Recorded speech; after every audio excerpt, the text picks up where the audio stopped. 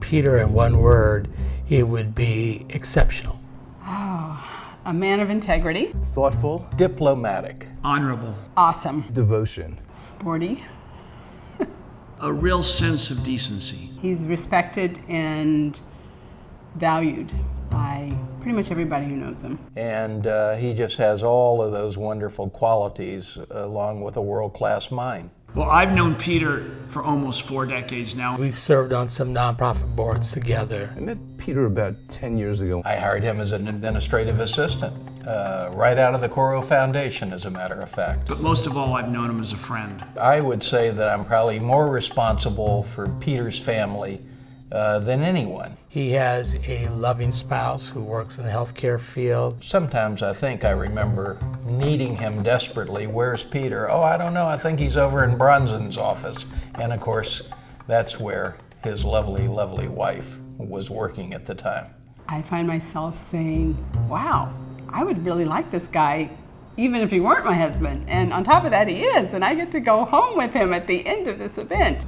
Peter's had great achievements in many fields. He had great achievements as a young public servant when he worked on the staff of Assemblyman Mike Roos. For many years, the number of African American students at UCLA was decreasing, and it was a great concern. And Peter really, rolled up his sleeves and decided he had to solve this problem. There are projects that just wouldn't happen unless you have a banker as talented as Peter. I think he was pivotal in actually creating a program on the VA site, I think, for coders, for actually so that veterans can learn how to code. I don't think it's something that he learned to do, like, let me study how to be a leader. I just think he is a leader. Peter exemplifies Coro because he's had a life of public engagement where he's enriched his community and his state. Very well educated, very much committed to making the world a better place to live in.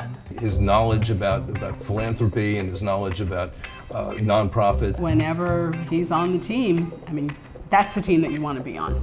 You don't want to be opposed. You don't want to be on the opposite team. My memories of Peter are when we were in our 20s and 30s, we go out and play tennis after a hard day of work, and he was just a joy to be with. He claims that he doesn't dance. And it's probably because I like to dance, and he's like, oh no, I don't want to dance, I don't want to dance. But when I actually get him out on the floor, he does pretty well. Something that a lot of people don't know is that Peter's uncle is Ralph Bunch. Many years ago, when his daughter was moving in as a freshman, actually into UCLA, and we were up in her room, and she was unpacking, and there, Peter very proudly took out this picture, and the picture, I think, was of one of his relatives was Ralph Bunch. Ralph Bunch was the first African-American Nobel Prize winner. And he just wanted to impart on his daughter that she was part of this long tradition. He just has a remarkable character, one of, it's based on caring. He has been behind many important efforts in the Black community, and I think that many people in the Black community do not know that. It just gets done, and it gets done in such an elegant way. And I think it's reflective of the fact that he's such an elegant man. That's what sticks with me with Peter, just the consistency of his goodness. When he's playing, too, he's very intense. And one time we were at family camp, Rowan Woods, up at Lake Arrowhead, and I was on the opposite team.